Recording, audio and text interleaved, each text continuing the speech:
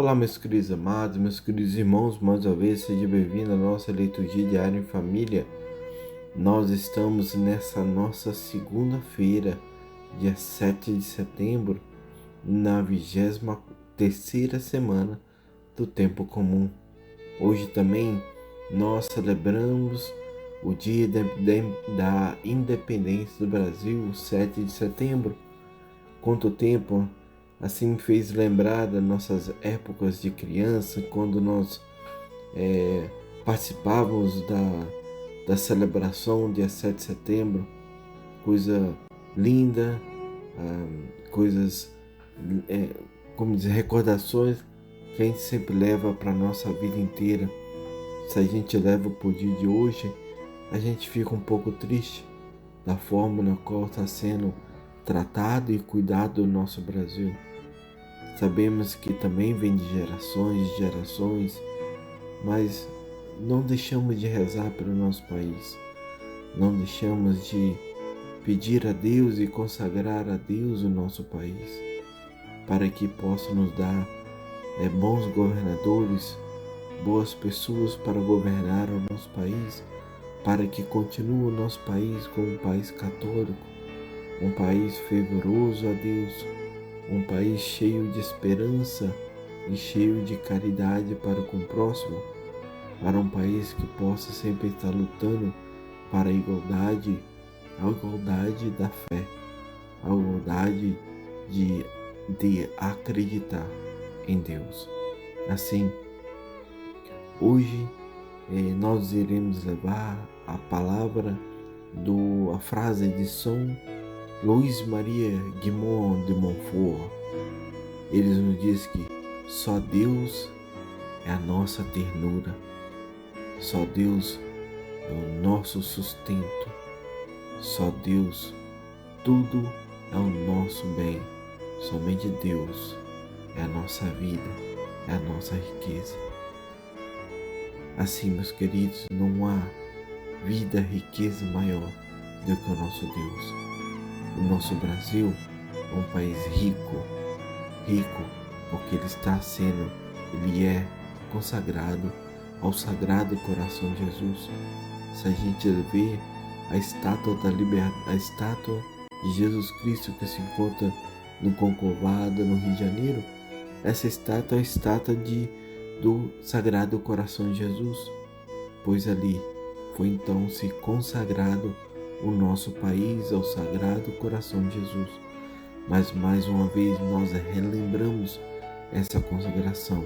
Assim, de fato, hoje a nossa oração, nós possamos deleitar o coração de Cristo, mas também vamos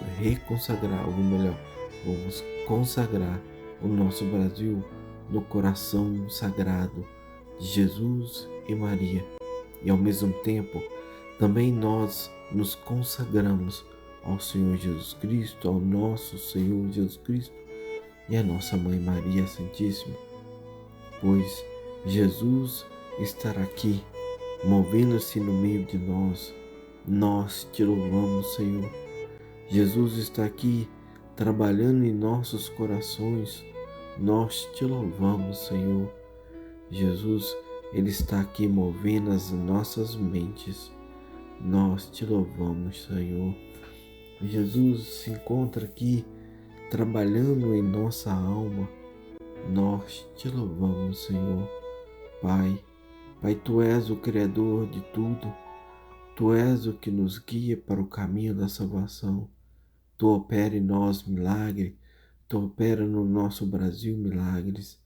Tu cumpre as vossas promessas, ó Pai. Tu nos retiras da escuridão, ó Pai, ó nosso Senhor, que se encontra aqui curando cada um de nossos corações, curando o coração do nosso Brasil, curando o coração de toda a população brasileira, curando cada alma. Nós te louvamos, Senhor. Senhor Jesus Cristo, nós te adoramos, pois o Senhor está mudando, pois o Senhor está transformando vidas, mesmo quando nós não vemos, mesmo que nós não sentimos. O Senhor está trabalhando, o Senhor se encontra mudando a nossa situação. O Senhor nunca para, Pai. O Senhor nunca para de nos ajudar. O Senhor nunca para de nos alimentar. O Senhor nunca para de nos dar força. O Senhor sempre nos motiva, sempre nos leva no mais alto. O Senhor sempre nos faz buscar a mais de tudo. Pois o seu nome, Pai, pois o seu nome está acima de tudo. Assim se encontra o nome de Jesus Cristo acima de tudo, acima de toda depressão, acima de toda solidão, acima de toda doença, acima de todo câncer, acima de toda corrupção, acima de todo mau governo, acima de todas as situações, acima de todas as notícias más que se encontram, acima de todas as situações de imoralidade que está se encontrando no nosso país, a todas questões de roubo, a todas questões de estupro, de incenso, de tantas coisas que está se acontecendo no nosso país. O nome de Jesus está acima de tudo. O nome de Jesus está acima de tudo, pois o nome de Jesus não é qualquer nome. Aqueles que clamam o nome de Jesus, Ele vem para retirar, Ele vem para colocar de novo as pedras nos locais, pois assim é o nosso Senhor. Ele não nos deixa desamparar, Ele sempre está conosco.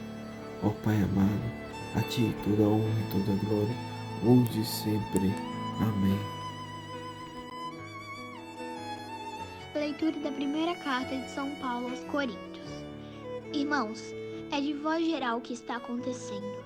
Entre vós, um caso de imoralidade, e de imoralidade tal que nem entre os pagãos costuma acontecer. Um dentre vós está convivendo com a própria madrasta. No entanto, estáis inchados de orgulho ao invés de vestirdes luto, a fim de que fosse tirado do meio de vós aquele que assim procede? Pois bem, embora ausente de corpo, mas presente em espírito, eu julguei como se estivesse aí entre vós, esse tal que tem procedido assim. Em nome do Senhor Jesus, estando vós e eu espiritualmente reunidos com o poder do Senhor nosso, Jesus, entregamos tal homem a Satanás para a ruína da carne, a fim de que o espírito seja salvo no dia do Senhor. Vós vos gloriais sem razão. Acaso ignorais um pouco de fermento levé da massa toda? Lançai fora o fermento velho, para que sejais uma massa nova, já que deveis ser sem fermento. Pois o nosso Cordeiro Pascal, Cristo, já está imolado. Assim celebremos a festa, não com o velho fermento, nem com fermento de maldade ou de perversidade, mas com os pães ázimos de pureza e de verdade. Palavra do Senhor, graças a Deus. Salmo responsorial. Salmo 5. Na vossa justiça, guiai-me, Senhor. Na vossa justiça, guiai-me, Senhor. Não sois um Deus a quem agrade a iniquidade. Não pode mal-humorar convosco, nem os ímpios poderão permanecer perante os vossos olhos. Na vossa justiça, guiai-me, Senhor. Detestais o que pratica a iniquidade e destruís o mentiroso. Ó Senhor, abominais o sanguinário, o perverso enganador. Na vossa justiça, guiai-me, Senhor. Mas exulte de alegria todo aquele que em vós se refugia. Sob a vossa proteção se regozijem os que amam vosso nome. Na vossa justiça, guiai-me, Senhor. O Senhor esteja convosco, Ele está no meio de nós. Proclamação do Evangelho de Jesus Cristo segundo Lucas. Glória a vós, Senhor. Aconteceu, num dia de sábado, que Jesus entrou na sinagoga e começou a ensinar. Aí havia um homem cuja mão direita era seca. Os mestres da lei e os fariseus o observavam. para ver se Jesus iria curá-lo em dia de sábado e assim encontrarem motivo para acusá-lo. Jesus, porém, conhecendo seus pensamentos, disse ao homem da mão seca: levanta-te e fica aqui no meio. Ele se levantou, ficou de pé. Disse-lhe Jesus: eu vos pergunto, o que é permitido fazer no sábado? O bem ou o mal? Salvar uma vida ou deixar que se perca? Então, Jesus olhou para todos os que estavam ao seu redor e disse ao homem: estende a tua mão. O homem assim o fez e sua mão ficou curada. Eles ficaram com muita raiva e começaram a discutir entre si sobre o que poderiam fazer contra Jesus. Palavra da salvação.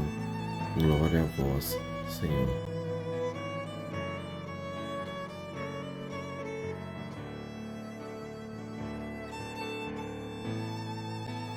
Meus irmãos em Cristo, a palavra de Deus hoje nos leva a olhar para dentro de nós de uma forma diferente de como a gente vê certo tipo de casos ou vê certo tipo de notícias que se encontram então nas televisão, nos jornais, na rádio, algo que venha levar-nos um repúdio, levar-nos a uma forma de como olhamos cada situação na qual se encontra ao nosso redor. Hoje, a primeira carta de São Paulo aos Coríntios, ela pode ser considerada um conjunto de respostas às questões levantadas por uma comunidade naquela época, mas também pode ser levada para a nossa comunidade, para como nós olhamos, para como nós observamos, como a nossa comunidade é, como a comunidade é, a nossa vizinhança, a nossa cidade, o nosso país, para dar uma resposta unificada a essas questões. Então o apóstolo Paulo, ele apela para o núcleo da fé cristã. Ele leva para que nós possamos olhar o mistério pascual de Jesus. Ele apela para que nós olhemos a nossa fé, que nós não debriamos, que nós não fraquejamos, que não deixamos o pecado que acontece ao redor atingir a nossa fé. E assim possamos olhar para o mistério pascual de Jesus, olharmos para a cruz e vermos ali Jesus crucificado.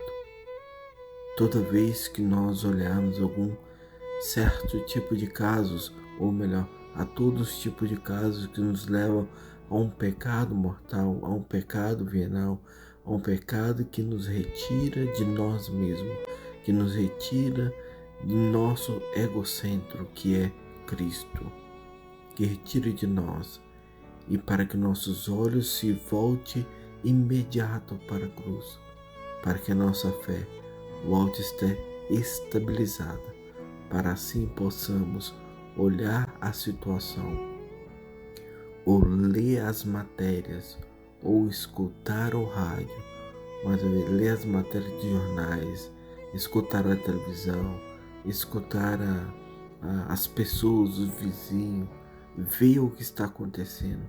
Nós precisamos olhar com o olhar da fé para que nós não caiamos em pecado mortal, porque hoje está muito fácil da gente cair no pecado e não mais querer retornar.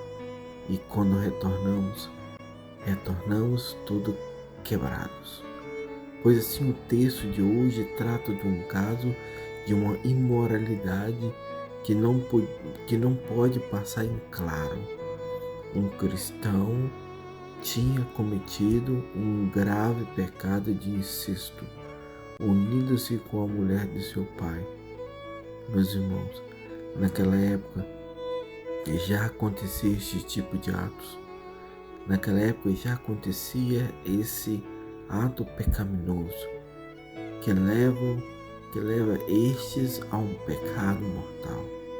Por isso que Paulo, então, ele utiliza o nome de Satanás, referindo-se àquelas pessoas que praticam esse tipo de ato. Sendo assim, ele olha o que está acontecendo, olhamos o que está acontecendo no nosso Brasil, ao redor do mundo. Há quantos casos de incesto, há quantos casos de estupro, há quantos casos de avô com neta, pai com filha, irmão com irmã, tia, tio, sobrinho, sobrinha. Desculpa, mas tá um inferno ver tudo isso que está acontecendo. Há quantos casos, abortos. Então isso tá do avesso. Só de falar já nos causa um arrepio, um repulso que nos levam em busca de uma justiça, que leva em busca de vingança misturada com raiva, nojo, ira, ódio das pessoas que fazem esse tipo de atos. Mas o que mais impressiona é que Paulo, em vez de ditar proibições e recomendações mais ou menos paternalista, ele diz que é para que entregue o tal homem ou a tal mulher a Satanás, para a ruína da sua carne, a fim de que o espírito seja salvo no dia do Senhor. Meus queridos, isso ele apela para o evento pascual, da qual caracterizamos a vida de Cristo. Devem também caracterizar a vida de todos os cristãos e de sua comunidade, de levar a purificar do fermento velho das obras dos pecados, para serdes uma nova massa em Cristo, já que sois pães ázimos, sem o fermento do pecado. É assim que devemos olhar para a cruz. É assim que devemos buscar o Senhor, sem o fermento do pecado. Os cristãos, eles correm o risco de se deixar ser iludido por uma liberdade. Aonde está fincada a liberdade humana, meus queridos? Até o ponto que obriga a lei divina. Todas as leis valem os mesmos? Como harmonizar o dia a dia, autoridade e liberdade, norma escrita e autodeterminação? Meus queridos, as páginas evangélicas, o catecismo, a Bíblia, a palavra de Deus, sobre a observância que a gente leva para a questão do sábado que nos fala no Evangelho, eles nos oferecem-nos um raio de luz. O Evangelho, o catecismo, eles nos oferecem um raio de luz. Se muitas vezes nós estamos cegos, surdos, que nós não escutamos, que nós não conseguimos escutar a palavra de Deus, escutar a voz de Deus, escutar o que o Senhor está nos falando. Ao lermos a palavra, ao lermos o catecismo, nós encontraremos um raio de luz. E toda lei que se considera como um dom de Deus para o seu povo. Um dom de Deus para o seu povo. E todo homem e mulher que queira dar ouvidos à palavra, portadora de vida, é assim que nós conseguiremos considerar a lei, toda lei, como um dom que teremos diante de nós, num caminho de liberdade genuína e autêntica. A lei, toda lei, são oferecidas como luz para os nossos passos, como lâmpada para o nosso caminho. Devemos confessar devemos praticar, devemos querer buscar o confessionário todo o santo dia.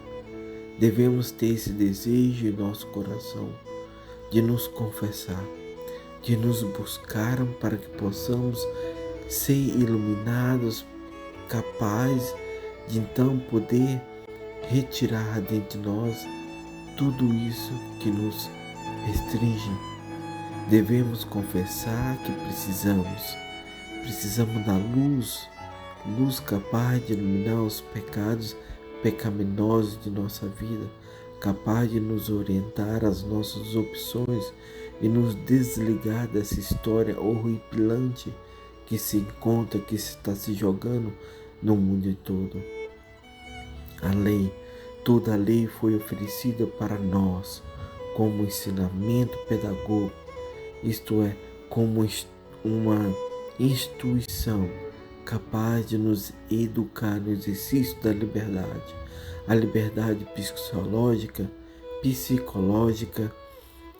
pela qual afirmamos que a nossa dignidade diante de todas as tentativas de desmoralização, e também a liberdade evangélica, pela qual reconhecemos o primário de Deus, a prioridade de Cristo em todas as nações. Cristo, pela sua morte e ressurreição, Ele abriu para nós os dons do Espírito Santo e a liberdade para que sejamos filhos de Deus. Jesus é para nós o primeiro e último, aquele que vive e reina, o Alfa e o Ômega. O Espírito Santo é o Espírito de amor. Aonde está o Espírito Santo se encontra geralmente, ou melhor, se gera a liberdade. Aonde se encontra o Espírito Santo se gera a liberdade, e juntamente com os seus preciosíssimos frutos torna o ser humano, torna nós, torna eu, torna você verdadeiramente livres e capazes de autodomínio, de autodominação de si própria em relação aos nossos pensamentos, aos seus pensamentos, aos seus desejos, aos nossos desejos, afetos, palavras, ações, e dessa forma nós não deixaremos ser guiados pelo nosso próprio eu, pelo nosso egoísmo e principalmente pela voz, pelos anjos malignos e Satanás que queira nos retirar da presença de Cristo. Mas sim seremos guiados pelo Espírito Santo de Deus. Este dom vem do Espírito, e juntamente com o Espírito nós estamos em casa, porque quem está com Deus está com a vitória garantida. Meus queridos, não deixai nada que venha tirar de você o que Deus colocou, isto é, a sua alma. Toma cuidado, não deixai que Satanás queira retirar a sua alma das mãos de Cristo. Faça o contrário, sai da mão de Satanás e se encosta e se derrama e se deleita no coração de Cristo, pois ali a vitória é certa. Que Deus vos abençoe, em nome do Pai, do Filho e do Espírito Santo. Amém. Meus irmãos